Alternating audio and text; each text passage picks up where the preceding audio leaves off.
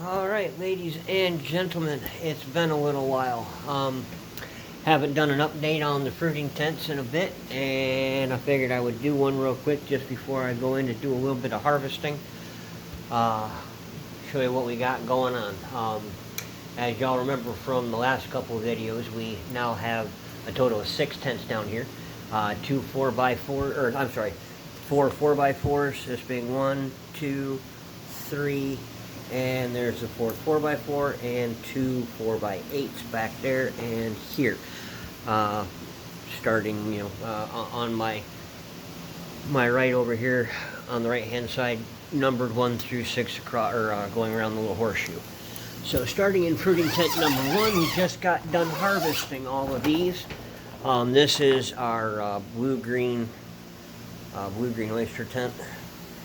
We had actually 4 blocks on each of those black shells and 3 blocks on each of the metal shells here, and I had to thin them down because there was just too much mushroom. They were starting to grow into each other. Unfortunately, I didn't think to get a video before I harvested this. So, but we ended up somewhere around 25 pounds, I think, out of there on the total on our first flush. Here is tent 2. We have some blue greens from the 4x8 tent that weren't quite ready. The batch that went into there, and then some yellows. So we're on our first flush in this tent here. As you can see, some of them already harvested, some of them getting ready to go here. I'm actually going to harvest in here tonight on the blue greens.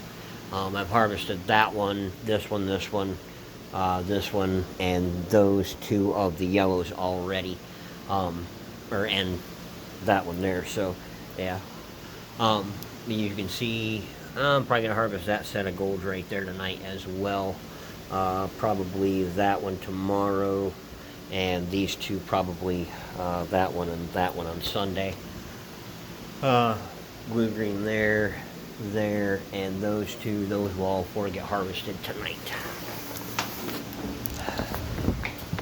And then we've got a new tent 3 we just set up with the most recent batch of blue greens, getting ready to go into their first fruiting.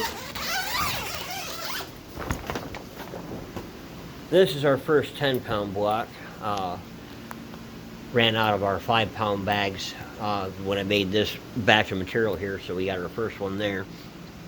They all started trying to pin on the top on us. I cleaned them off as best I could before I cut. You can still see there's one clump there that tried to start below the cut. I don't feel like cutting it out, so I'm just going to leave it alone. It'll die off on its own, be oh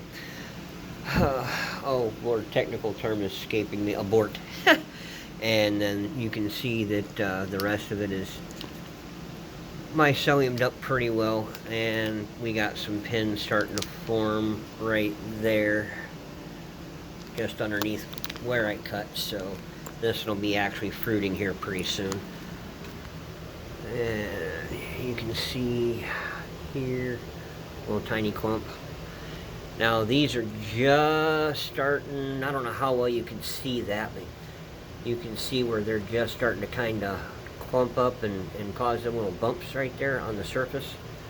That's just under the plastic. That's going to push out into a set of pins, and that'll push that plastic right out of the way. Now you can see it starting to do the same thing. I don't know, like I say, I don't know how well you can see it, but yeah, see them tiny little gray spots right there. But yeah, so this tent right here is just getting ready to start.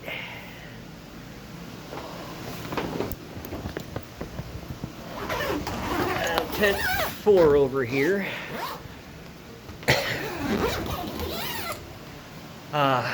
This tent right here, I told you I thinned out tent 1. What I did is I moved some of the ones that top fruited and a couple of the first front fruits that had fruited out over there already over into here. Put the ones that had already fruited out for the second time from this tent in here, and just made room. So from, let's see, yeah, from here over. And then down here, this is all what I brought over from tent 1. Everything else in here that has mushrooms on it, that's pretty much a third fruiting that we just let them go just to see how they were going to produce. Obviously, third flushes just really aren't worth much, so we probably won't do that again. So yeah, tent 4 is pretty much on its way to being shut down, cleaned out, and set up probably for the next run of lion's mane. Now, tent 5 here, I'm kind of excited about because we were about ready to give up on these, and that's the king trumpets. So I think the biggest issue we had is our first run at these. It was just a little too warm down here. Apparently these are a cooler fruiting mushroom. So it was about 72 degrees in the basement, and they like it closer to about 65. So it's starting to drop down and hit into the higher 60s, so they started to actually fruit out this time. So actually we're getting ready to harvest probably, yeah, the way those are looking, we might harvest them yet tonight. I don't know, I'll have to double check my sources and see. But yeah, so I'm excited about that. And then on over into tent 6, which was the lion's mane tent. Now this tent I am extremely happy with the way that it produced. We've pulled over 40 pounds of lion's mane out of here. And as you can see, we still have more to go. And we haven't actually started the second flush yet. So they're just getting ready to start their second flush. Now this one right here, when we first set this tent up, all of these bags had started to fruit on top on us, and that annoys the crap out of me when they do that before I get them cut open. So what I did is I removed all the stuff off the top of this one just to see what would happen with it after I did that.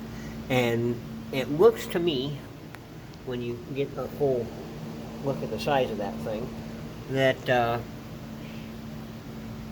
that looks like a pretty dang good clump of lion's mane. I don't know if it's going to quite weigh up to what the rest of the top fruiting blocks did. So obviously top fruiting that first run probably is a better way to go, but I just had to see what it was going to do. But yeah, as you can see, we're getting ready to harvest some more of this stuff.